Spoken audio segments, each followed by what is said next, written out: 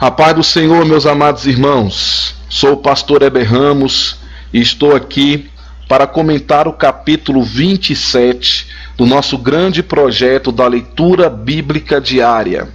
Ontem nós falamos do capítulo 26 e o capítulo 26 termina da seguinte forma: e lembrou-se Pedro das palavras de Jesus que lhe dissera: antes que o galo cante, 3 vezes me negarás. E saindo dali, chorou amargamente. E começa o capítulo 27, Jesus perante o Sinédrio. Aqui com certeza é o maior capítulo da Bíblia, não em número de versículos, mas de importância. É o livro de maior importância que nós temos na palavra de Deus. Esse capítulo 27 de Mateus vai narrar a crucificação de Jesus Cristo, os passos que ele seguiu para que pudesse cumprir um grande propósito, que foi entregar a sua vida em prol da minha e da sua. Ele não foi obrigado a fazer isso. Ele fez porque quis. Ele fez porque simplesmente aceitou esvaziar da sua própria glória para morrer por toda a humanidade. Quando você chega aqui no versículo de número 15 de Mateus 27:15, ele já tinha passado pelo Sinédrio, Judas já havia cometido suicídio, Jesus está perante Pilatos no versículo 11, e aqui no versículo 15 diz que Pilatos autoriza a crucificação de Jesus. Quando Jesus estava no Sinédrio, lá no versículo 1 do capítulo 27, os líderes religiosos precisaram persuadir o governo de Roma e decretar sentença de morte de Jesus, porque não tinha autoridade suficiente para uma decisão como esta. Os romanos haviam abdicado sua autoridade de infligir penas de morte, mas para os líderes religiosos convinha que Roma fosse responsabilizada pela morte de Jesus. Os líderes religiosos queriam que a sentença parecesse decisão do governo romano, pois dessa maneira as multidões não poderiam culpá-los. Os líderes judeus prenderam Jesus sob um pretexto teológico, a blasfêmia, mas como o tribunal romano certamente recusaria esta acusação, porque vamos ser sinceros, é uma acusação até muito fraca, é uma acusação fraca, e aí com certeza o tribunal de Roma iria recusar esta acusação. O que eles fizeram? Inventaram uma razão política para justificar a sentença de morte. A estratégia era apontar Jesus como um rebelde que afirmava ser o rei dos judeus, portanto representava uma ameaça para César. Quando chega aqui no versículo 15, que Pilatos autoriza a crucificação de Jesus, por ocasião da festa costumava o governador soltar um preso. O nome desse preso, todos nós conhecemos, era Barrabás. E aí Pilatos, no versículo 17, pergunta: qual quereis que vos solte? Barrabás ou Jesus chamado Cristo? E aí o que aconteceu? Porque sabia que por inveja o havia entregado. E estando ele assentado no tribunal, sua mulher mandou-lhe dizer: não entre na questão desse justo. E aqui no versículo 21, pergunta novamente: quem vos quer que eu solte? Barrabás ou Jesus? E eles disseram: Barrabás. Disse-lhe Pilatos: que farei então de Jesus chamado Cristo? E disseram-lhe todos: seja crucificado. E aí então Pilatos, ele não tinha outra alternativa, ele não tinha outro caminho a não ser crucificar Jesus. Se você entrar no nosso site www.iepbc.com.br, eu estou com o site aberto aqui agora na minha frente. Logo na entrada do site, você vai ver lá a sentença de Cristo. Ela é uma cópia autêntica da peça do processo de Cristo, que está lá no Museu da Espanha. E nós disponibilizamos no nosso site a sentença fiel de Jesus Cristo. E aqui, depois você lê com calma, desde o início. Mas aqui a sentença é a seguinte: eu, Pôncio Pilatos, aqui presidente romano dentro do palácio e arquirresidência, julgo, condeno e sentencio à morte Jesus, chamado pela pebre Cristo Nazareno e Galileu de nação, homem sedicioso contra a lei mosaica, contrário ao grande imperador Tibério César. Determino e ordeno por esta, que se lhe dê morte na cruz, sendo pregado com cravos como todos os réus, porque congregando e ajuntando homens, ricos e pobres, não tem cessado de promover tumultos por toda a Judéia, dizendo-lhe filho de Deus e rei de Israel, ameaçando com a ruína de Jerusalém e do sacro templo, negando o tributo a César, tendo ainda o atrevimento de entrar com ramos e em triunfo com grande parte da pebre dentro da cidade de Jerusalém, que seja ligado e açoitado, e que seja vestido de púrpura e coroado com alguns espinhos, com a própria cruz nos ombros, para que sirva de exemplo a todos os malfeitores, e que juntamente com ele sejam conduzidos 2 ladrões homicidas, saindo logo pela porta sagrada, hoje Antoniana, e que conduza Jesus ao monte público da justiça chamada Calvário, onde crucificado e morto ficará seu corpo na cruz, como espetáculo para todos os malfeitores, e que sobre a cruz se ponha em diversas línguas este título: Iesus Nazarenos. Mando também que nenhuma pessoa de qualquer estado ou condição se atreva temerariamente a impedir a justiça por mim mandada, administrada e executada com todo o rigor, segundo os decretos e leis romanas, sob as penas de rebelião contra o imperador romano, testemunhas da nossa sentença pelas 12 tribos de Israel. E aqui vem o nome das tribos, você pode ler depois com calma aí no nosso site da nossa Igreja do Brasil para Cristo. Então, queridos, essa foi a sentença que Pilatos deu sobre Jesus. Agora, o interessante que nós temos que observar é que houve uma ilegalidade do julgamento a que Jesus foi submetido. Primeiro, legalidade. Mesmo antes de começar o julgamento, já havia sido determinado que Jesus deveria morrer. Está lá em João 11,50, Marcos 14,1.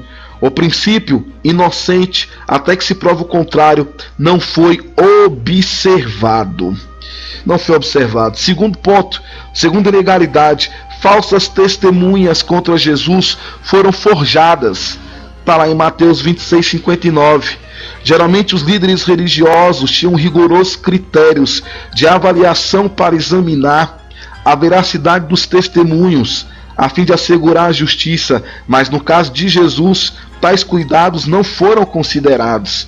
Terceira ilegalidade no julgamento de Jesus: não foi permitida ou providenciada defesa alguma para Jesus. O julgamento foi realizado à noite, conforme está em Marcos 14, 53, 65 e Marcos 15, 1. Isto era ilegal de acordo com as leis judaicas, não podia ser de noite. E aí foi à noite.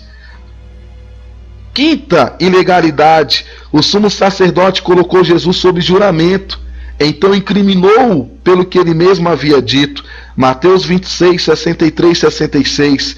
E a sexta legalidade: casos que envolviam acusações tão graves poderiam ser julgados apenas nos locais habituais de reunião do Sinédrio e não na residência do sumo sacerdote, como se deu no caso de Jesus. Está lá em Marcos 14, 53 a 65.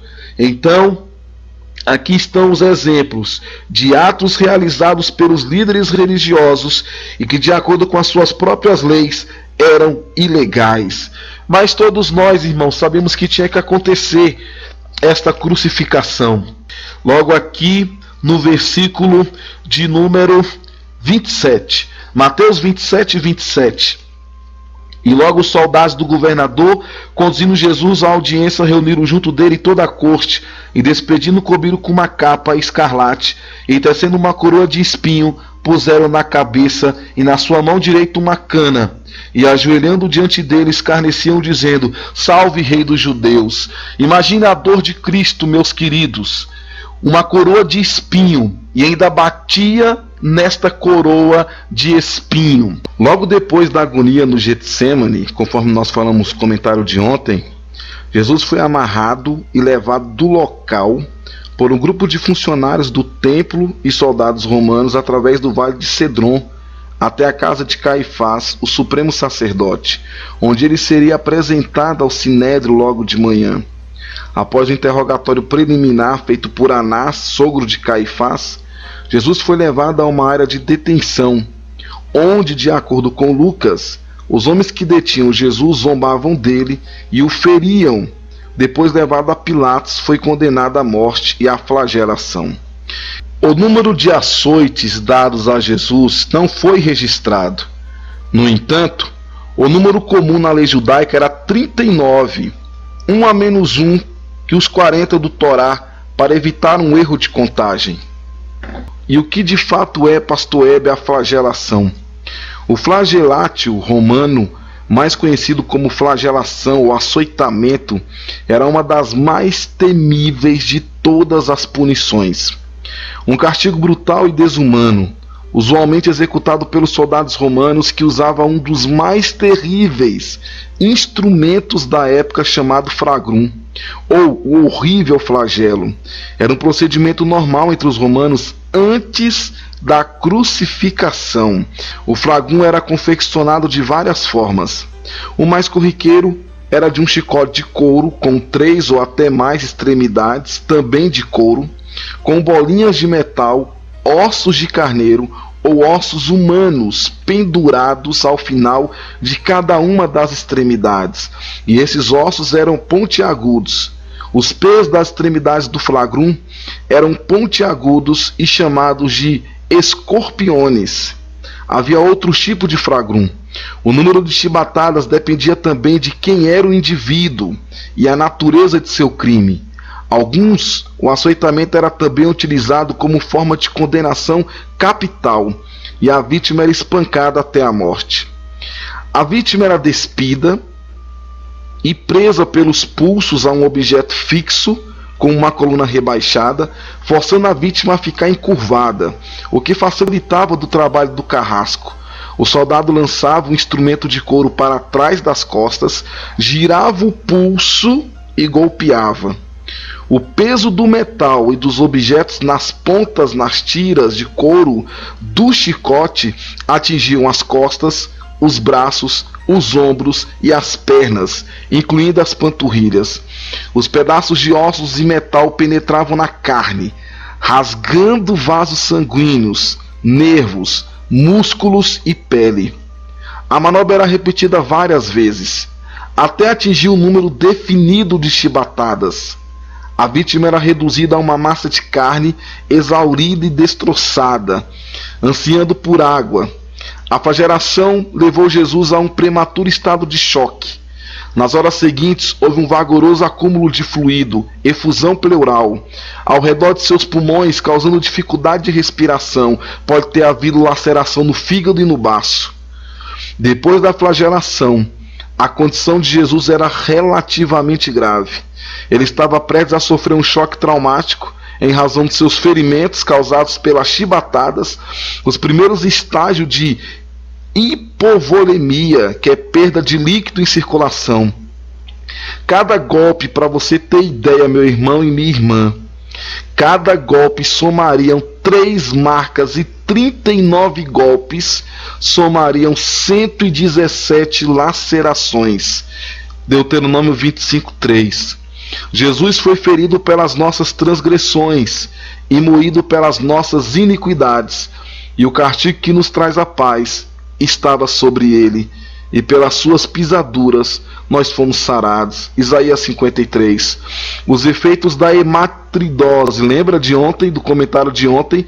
Hematidrose, suou sangue, e da profunda ansiedade a ela associada são fraqueza geral, pequena e moderada desidratação e discreta hipovolemia, baixo volume sanguíneo e de fluido. Tudo isso deve ter enfraquecido Jesus antes da crucificação.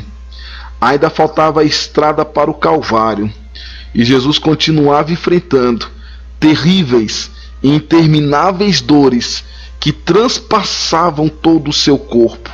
Mas por amor a mim e a você, ele suportou o fragrum, a flagelação, como a ovelha muda, foi levado, indo para o matadouro. O nosso coração, irmãos, deve se encher de alegria, porque ele fez tudo isso por minha vida e a sua vida. E a cruz? Como é que foi a cruz de Cristo? Como instrumento de execução, havia 4 tipos de cruz na época de Cristo. Uma era a cruz decussata, que tinha um formato da letra X. Ela era baixa e o condenado ficava com os pés apoiados no chão. Tinha outra cruz que era a emissa, quadrata, uma cruz grega que se assemelhava a decussata. Ela tinha um travessão cortado na mesma medida do poste principal e também era baixo. E um terceiro tipo de cruz era a comissa, que tinha um formato da letra T. O quarto tipo de cruz é a emissa ou capitata, que era a mais usada pelos romanos. Ela era muito alta e era formada por 2 peças, o stipes, que era a parte vertical, e o stipes já ficava fixada ali no local de execução. E o condenado então levava o patíbulo. O patíbulo era o travessão que era carregado pelo condenado até o local da crucificação. Então o que acontece? Jesus levou o patíbulo. O patíbulo pesava 50 a 60 quilos. Então Jesus já estava fraco, já não tinha se alimentado, já tinha levado 39 chicotadas, e ele então passou por esse processo de levar esse peso. Eu e você não conseguiríamos levar. O historiador Eusébio dizia que tinha pelo menos 500 pessoas para ser crucificada. Então seria um problema muito grande chegar já com condenado para colocar a cruz ali já no local inteira. Então ele já, para facilitar o trabalho, já colocava o stipes, que era o poste, que já ficava na parte ali no local da execução, para depois vir só o patíbulo, e fixava o patíbulo na parte vertical. Então, meu irmão, foi um momento difícil para o nosso Senhor e Salvador Jesus Cristo. Foi algo terrível, uma coisa que não dá para explicar. Tamanho foi o sofrimento de Jesus na cruz do Calvário. Foi oferecido para Jesus vinho misturado com fel para diminuir seu sofrimento, mas ele se recusou a beber. O fel é considerado um narcótico. Era uma substância muito usada no passado para aliviar a dor, produzir relaxamento muscular, sonolência e até amnésia. Mas Jesus preferiu sofrer totalmente consciente. Ele sabia que aquilo ali poderia dar uma amenizada na sua dor. Ele sabia que aquilo ali poderia, vamos dizer, era um antibiótico, poderia dar uma aliviada, mas ele não quis. Ele falou: vou fazer o que meu pai me pediu, eu vou até o final, eu vou ser morto pela morte de cruz, eu vou passar por esse escárnio, eu vou passar por essas dores, porque eu vou morrer pelo meu povo. Irmãos, é muita glória. Ele morreu por mim, pobre pecador, e morreu pela sua vida, pobre pecador. E aí, queridos, ele continua aqui, seu martírio. Ele foi levado. E aí o que aconteceu? Os soldados tinham o costume de tirar as roupas daqueles a quem crucificavam. Eles lançaram sorte para dividir as vestes de Jesus. E em cumprimento à profecia de Davi, no Salmo 22, que em grande parte refere-se à crucificação de Jesus. E aí colocou Jesus os cravos nos seus pulsos. E quando fixou ali aquele cravo, os pulsos de Jesus naquele madeiro, aí sim levantou Jesus na parte horizontal, fixou na parte vertical e depois vieram com seus 2 pés juntos e colocaram o cravo, prendendo os 2 pés de Jesus no madeiro. Jesus ali na cruz, segundo alguns estudos, deu uma tetania, que é uma cãibra generalizada em todo o corpo. Eu já tive cãibra algumas vezes. Você também já deve ter tido cãibras algumas vezes. É algo que dói muito, é horrível. Os músculos começam a se contrair e fica aquela dor terrível. Imagina uma tetania, que é uma cãibra no corpo inteiro. Quando chega em Marcos 15:37, diz que dando um grande brado, Jesus expirou. Alguns fatos aconteceram e desde a hora sexta houve trevas sobre toda a terra até a hora 9. Ou seja, de meio-dia às 3 da tarde houve trevas em toda a face da terra. Porque perto da hora 9 exclamou Jesus em alta voz: Eli, Eli, lama sabachthani, Deus meu, por que me desamparastes? Alguns dizem que ele estava clamando por Elias, e a Bíblia diz, no versículo 50, e Jesus clamando outra vez com grande voz, entregou o Espírito. O véu se rasgou de alto a baixo. Então, meus amados e queridos irmãos, foi um momento de muita angústia, de muita dor. Jesus estava ali na cruz do Calvário, morrendo por minha vida e por sua vida. Ele estava morrendo por minha vida e por sua vida. Houve uma grande manifestação no universo, porque a morte de Cristo foi acompanhada ao menos por 4 acontecimentos milagrosos: trevas, ruptura da cortina do templo, um terremoto. Já imaginou, irmãos, um terremoto? E a ressurreição dos mortos em seus túmulos, até os mortos ressuscitaram. Portanto, a morte de Jesus não podia ter passado desapercebida. Todos sabiam que algo muito significativo havia acontecido. Lá em cima da cruz estava exatamente a seguinte inscrição: Este é Jesus, o Rei dos Judeus.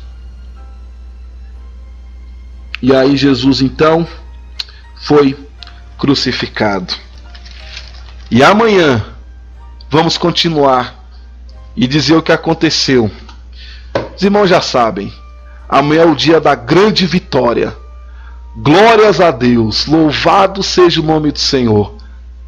Amanhã, dia da ressurreição. Forte abraço, meu irmão. Fica com Deus. Até amanhã, se Deus permitir. Amém.